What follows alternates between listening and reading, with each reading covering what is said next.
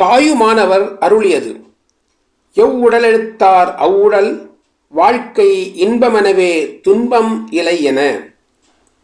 அண்ணனே, நின் அருளால் உனக்கேற்ற சத்பாத்திரமாக என்னை நான் மாற்றி அமைத்துக் கொள்ள வல்லவன் ஆவேனாக. கடல் பெரிது எனினும் ஒவ்வொரு பாத்திரமும் அதில் தனது வண்ணத்துக்கு ஏற்றவனவே நீர் முள்ளுகிறது. கடவுளிடத்திலிருந்து மனிதன் தன் தகைமைக்கு ஏற்றதையே அடைகிறான். இன்ப துன்பம் இரண்டும் தன் தகைமையின்றியே வருகின்றன. இன்பத்தை துன்பமாக மாற்றுவதும் துன்பத்தை இன்பமாக மாற்றுவதும் வெவ்வேறு பாங்குடையவரது செயல்.